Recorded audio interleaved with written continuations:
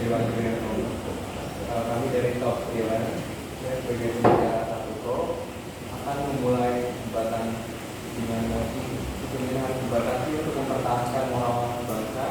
Akan saya mulai dalam 1, 2, 3. Seni seringkali mengekspresikan hal yang baru, terlalu bebas, sehingga jika tidak dibatasi dengan bersama akan membawa pada hilangnya moral suatu bangsa. Perlu diketahui bahwa masyarakat cenderung mempelajari seni sebagai kreativitas baru dan dapat mengaruhi moral bangsa mereka. Bahwasannya dengan seni masyarakat seakan-akan lupa mengenai suatu moral bangsa mereka.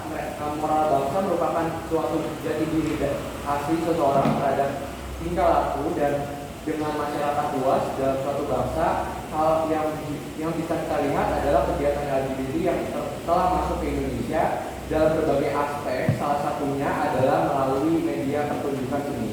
Dalam data riset Kemenkes RI ada 5 daerah yang menjadi aktivitas LGBT, yaitu Jawa Barat, Jawa Timur, DKI Jakarta, Jawa Tengah. Dengan data terbanyak dimiliki oleh daerah Jawa Barat, yaitu sekitar 302.000 kaum LGBT.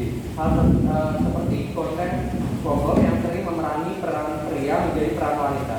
Hal tersebut sangat menjadi perhatian serius bagi ketergantungan masyarakat di dalam suatu negara. Masuk ke identifikasi masalah yang pertama, A. Kebebasan berekspresi terbatas terhadap suatu media sangatlah penting. Menyampaikan suatu pendapat atau mewakili identitas. Pembatasan seni berdasarkan nilai normal tertentu berpotensi kebebasan terhadap berekspresi, seperti contoh kasus dalam berbagai sudut pandang mengenai apa yang dianggap sebagai bermoral suatu bangsa.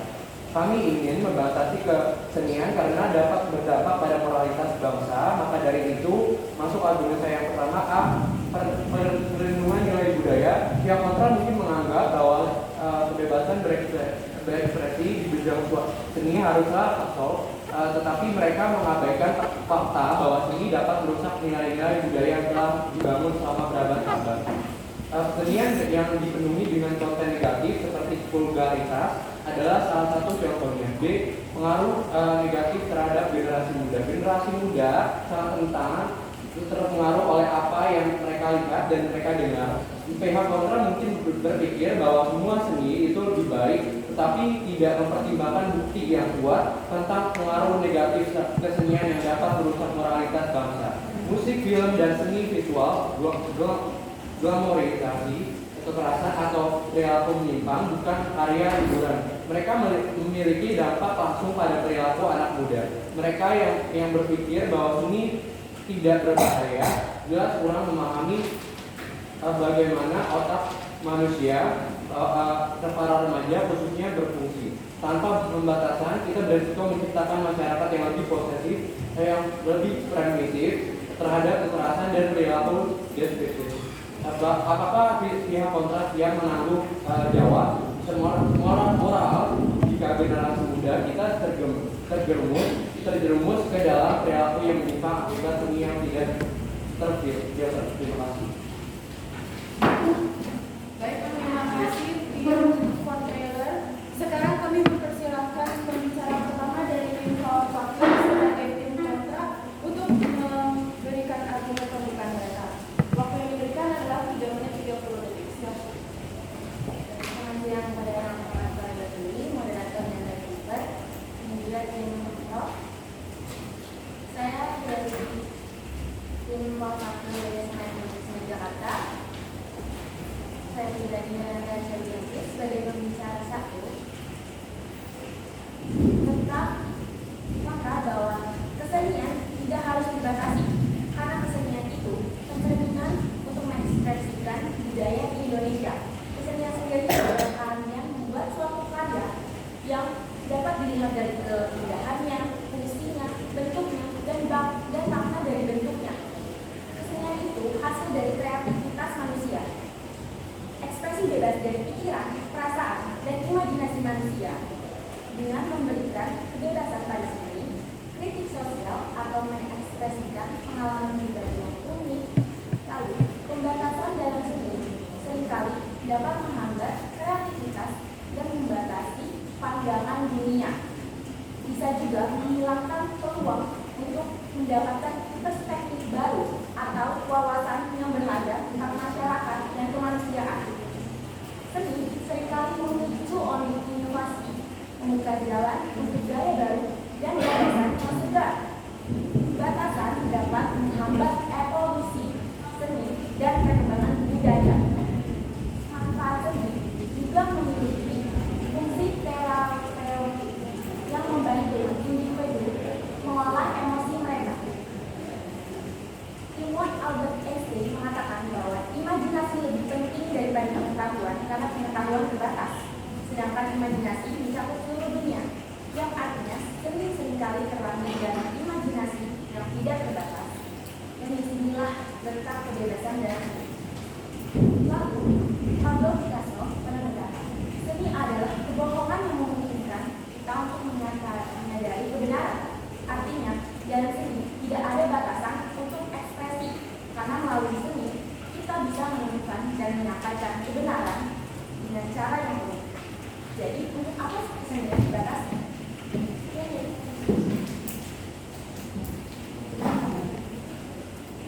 Baik, kita akan masuk ke sesi argumen. Pada sesi ini, interupsi dapat diberikan dalam jeda waktu menit pertama hingga menit kedua. Waktu yang diberikan adalah 3 menit 30 detik kepada pembicara kedua dari tim Fortress.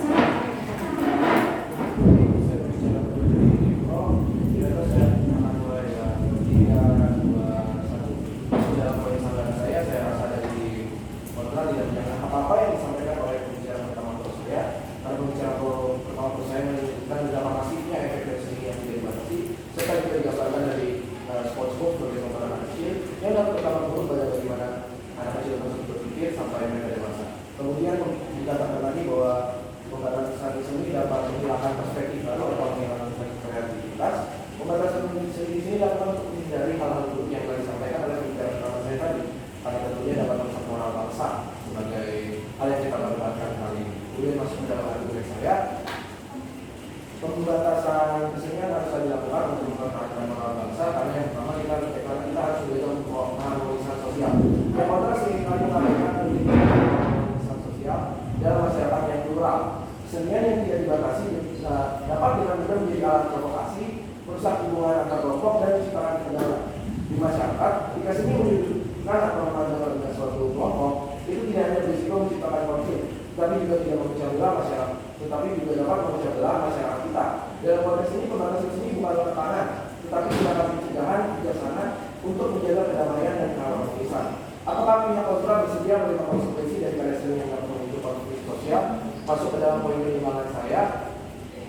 Pada pihak kami jelas jauh sangat lebih baik, karena dari pihak kontra hanya mengenai perspektif baru, tapi mereka tidak memberikan solusi dari efek-efek seni yang tidak dibatasi seperti dampak-dampak buruk seperti yang disampaikan oleh pembicara pertama saya. Saya rasa cukup, malah menjadi profesional. Terima kasih pembicara kedua dari tim Pro. Sekarang pembicara kedua dari tim Power Factor silakan memberikan argumen. Waktu yang diberikan adalah 3 menit 30 detik. Baik, saya sebagai pembicara juga akan menyanggah tim Pro tentang kesenian itu harus dibatasi. Jadi kami tidak setuju kesenian harus dibatasi untuk mempertahankan moral bangsa. Banyak kesenian-kesenian yang positif, beretika, memperkuat moralitas dan mengajarkan kebaikan, menghormati adat budaya yang ada. Tadi disebutkan bahwa ada kesenian yang bisa memecah belah bangsa. Apa contoh nyata yang bisa memecah belah bangsa? Kita tahu, kita tinggal di Indonesia. Bangsa Indonesia memiliki berbagai kesenian, dan itulah yang membuat Indonesia menjadi berwarna dan terkenal di mata internasional bahwa Indonesia memiliki banyak kesenian. Contohnya, seni musik religi yang ada di Indonesia, seperti sholawat, nasyid, dan lagu-lagu rohani Kristen. Ini merupakan bentuk seni musik yang mengandung personalitas, spiritualitas, dan juga mengandung nilai-nilai kebaikan. Kemudian dalam wayang kulit yang berasal dari Jawa, tidak hanya menjadi hiburan, tapi juga penyebaran ajaran moral seperti kisah-kisah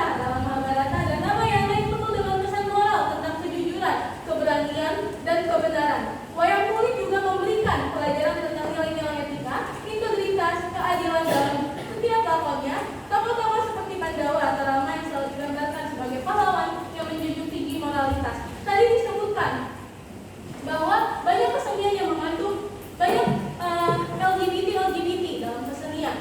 LGBT itu bukan seni. LGBT adalah penyimpangan yang harus dibatasi di sini, bukan seni, tapi penyimpangannya. LGBT yang tadi dicontohkan, laki-laki menjadi perempuan. Jika laki-laki menjadi perempuan dalam suatu karya seni, di dalam suatu teater, itu hanyalah suatu peran, dan yang diambil adalah pesan moralnya.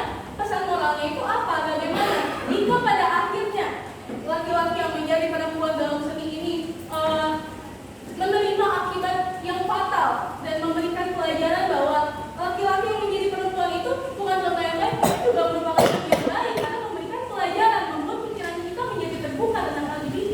Jadi yang dibatasi di sini bukan seni, tapi penyimpangan LGBT-nya, karena LGBT adalah seni, karena LGBT bukan seni, tapi penyimpangan.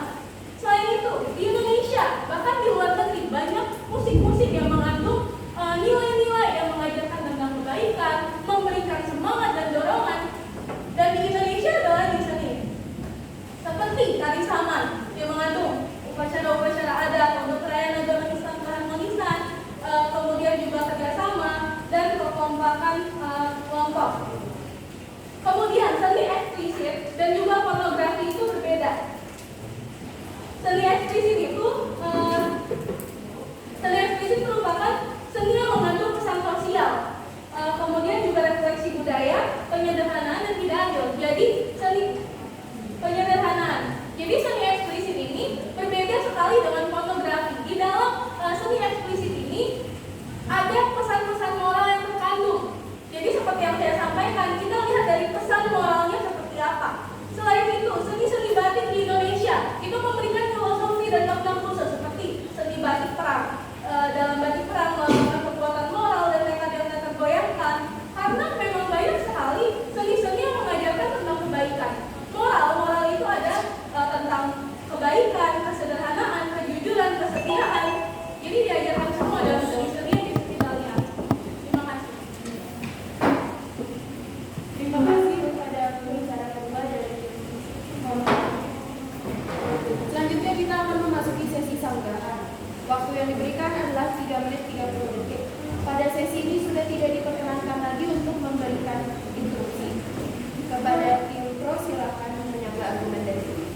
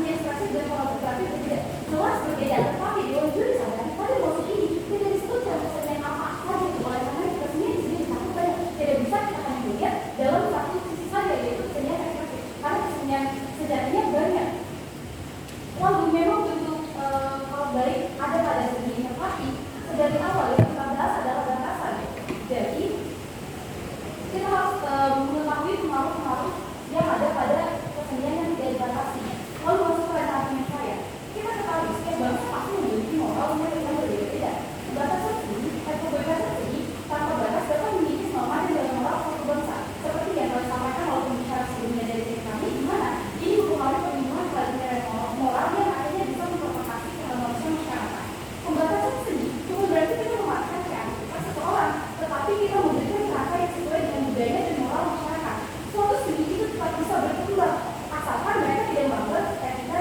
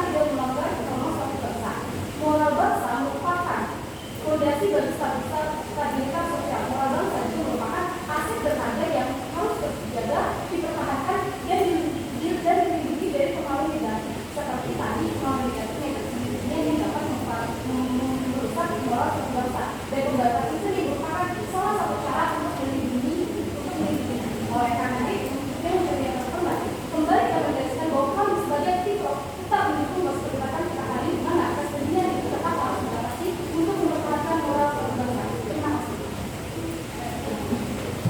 Terima kasih pembicara ketiga dari Pinto. Sekarang kepada pembicara ketiga dari tim kontra, dipersilakan untuk menyangka argumen dari tim lawan. Waktu yang diberikan adalah 30 menit. Saya sebagai pembicara tiga dari tim kontra mengenai debat yaitu kesenian harus dibatasi untuk menjaga moral bangsa. Pertama, saya ingin mempertanyakan sesuatu dari apa yang disampaikan oleh Tito. Pertama, bagaimana cara membatasi seni? Contohnya apa? Dan bukti nyata seni merusak moral bangsa itu apa? Karena banyak sekali masyarakat yang bersosialisasi dan memiliki moralitas dikarenakan dan belajar mengenai moralitas melalui seni.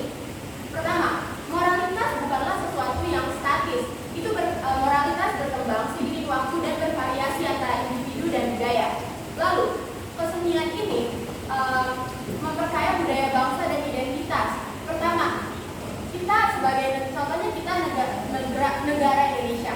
Kita memiliki banyak budayaan seperti dari Sumatera, dari Jawa, dan juga dari Kalimantan dan lain-lain.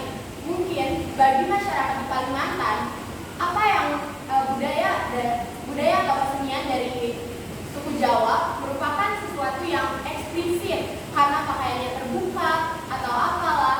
Namun bagi bangsa Jawa tersebut, hal tersebut merupakan hal yang lumrah dan normal. Lalu Indonesia memiliki prinsip demokrasi di mana pendapat atau ekspresi seseorang tidak bisa dibatasi. Lalu setelah itu kita seharusnya mengedukasi masyarakat untuk berpikir kritis mengenai kesenian, bukan malah membatasi. Lalu tanpa seni, manusia kehilangan cara untuk mengekspresikan diri mereka sendiri. Contoh, seni bisa digunakan untuk banyak hal, bukan hanya untuk mengekspresikan diri sendiri, tapi bisa juga untuk terapi dan lain-lain. Setelah itu, saya mau memperjelas lagi bahwa seperti yang disampaikan oleh pembicara dua kelompok kami, bahwa LGBT merupakan penyimpangan dan itu bukanlah sesuatu seni. Tetapi perbedaannya adalah LGBT ini seperti yang dikatakan, perempuan menjadi laki-laki dan laki-laki menjadi perempuan, itu merupakan hal yang lumayan lumrah di kesenian. Tetapi apabila itu terjadi di kehidupan sehari-hari, maka hal tersebut bukanlah kesenian lagi. Setelah itu, seperti yang disampaikan oleh pembicara dua dan pembicara satu dari Pipro mengenai SpongeBob yang menjadi tontonan anak-anak, maka itu merupakan kewajiban para orang tua untuk menjaga apa yang diterima dan dikonsumsi oleh otak dari anak-anak mereka. Terima kasih. Terima kasih kepada pembicara ketiga dari tim kontra. Sekarang kita akan kini kita berada di penghujung debat. Mari kita dengarkan penutup pertama dari tim kontra terlebih dahulu. Waktu yang diberikan kepada reply speaker adalah 5 menit. Silakan.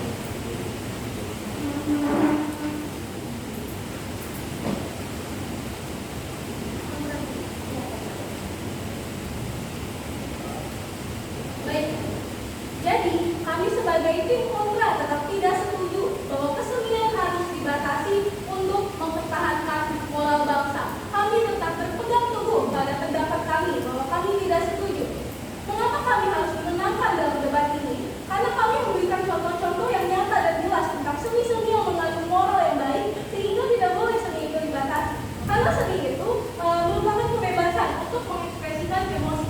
Belum lagi, kami didukung oleh teori-teori dari para seniman-seniman terdahulu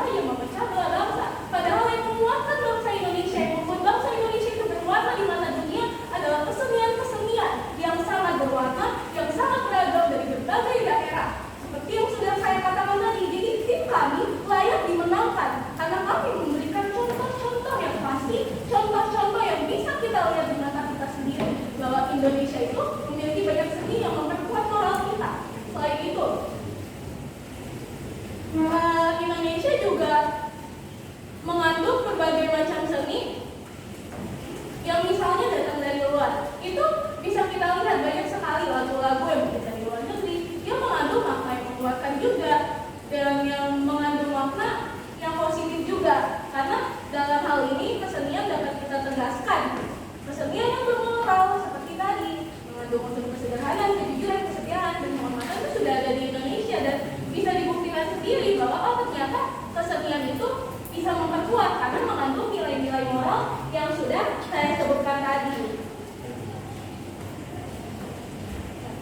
Jadi demikianlah pembicaraan yang mulai dari contoh-contoh seni-seni yang memperkuat moral bangsa, kemudian juga mengapa seni itu tidak boleh dibatasi karena ya kita sudah lihat sendiri dari pemikiran-pemikiran seniman-seniman kita terlebih terdahulu. Dan dampak dari dibatasinya kesenian adalah pemberontakan yang justru memecah belah bangsa. Begitu. Terima kasih. Baik, terima kasih kepada reply speaker dari tim Kontra. Sekarang kepada tim Pro, waktu yang diberikan adalah 5 menit. Kepada reply speaker, silakan. Baik, pidato akan saya mulai dalam 3, 2, 1. Perlindungan nilai budaya harus menjadi prioritas bagi bangsa kita. Pihak kontra telah menutup mata dari awal perdebatan ini karena mereka hanya memberikan contoh-contoh seni yang baik, tetapi menutup mata dengan seni yang dapat merusak moral bangsa, seperti seni yang mengandung pornografi yang jelas mencari bangsa. Karena kita bangsa yang kuat dan kuat akan agama, jelas kita tidak bisa atau tidak boleh menormalisasi hal tersebut.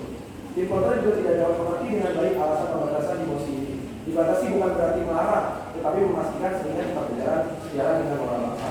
Kalau seni yang menunjukkan hal baik, itu saja tidak dilarang, karena kita membatasi hal-hal yang negatif. Batasan di sini maksudnya adalah pembatasan untuk hal-hal negatif.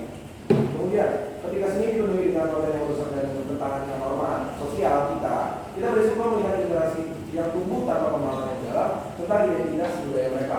Apakah kita ingin anak-anak dibesarkan dalam lingkungan di mana nilai-nilai luhur kita dianggap kuno dan tidak relevan? Di sini adalah nilai-nilai luhur. Nilai-nilai luhur sangat penting, bukan nilai-nilai budaya yang disebutkan. Pembatasan seni bukan tindakan represif untuk membuka seni-seni yang akan dikeluarkan, melainkan upaya untuk melestarikan warisan budaya yang telah dibangun selama berabad-abad. Pengaruh negatif terhadap generasi muda. Kontra beranggapan semua seni itu baik, tapi mereka jelas mengabaikan dampak nyata dari konten negatif yang dikonsumsi. Musik, film, dan seni visual yang mengglamourisasi kekerasan dari perilaku menyimpang tidak hanya berfungsi sebagai hiburan. Hal tersebut dapat membentuk perilaku dan pola pikir anak muda. Apakah pihak kontra siap bertanggung jawab jika generasi muda kita terjerumus di dalam perilaku yang merusak akibat seni yang tidak dibatasi?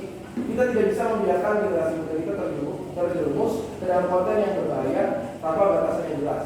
Akhirnya kita harus mempertimbangkan pentingnya menjaga keharmonisan sosial dalam masyarakat yang plural.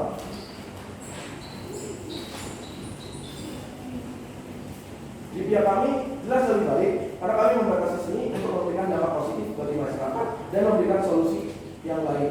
Tidak seperti pihak kontra yang bahkan tidak mengerti apa yang sedang kita bahas atau batasan apa yang sedang kita bahas. Dengan demikian mari kita dukung pembatasan kesenian untuk memastikan bahwa nilai moral bangsa kita tetap terjaga dan generasi mendatang dapat tumbuh dalam lingkungan yang positif dan konstruktif. Kita harus menjadi pelindung masa depan bangsa kita, bukan membiarkan seni merusak apa yang telah kita bangun. Karena itu argumen pihak pro kami sudah menang dan menghancurkan argumen pihak kontra. Bapak menjadi proposi. Baik, terima kasih kepada tim pro. Dengan begitu sesi debat telah berakhir. Mari kita berikan aplaus untuk berdua. Sekarang Dewan Juri akan menentukan pemenang. Kepada ketua tim dimohon untuk meninggalkan ruangan.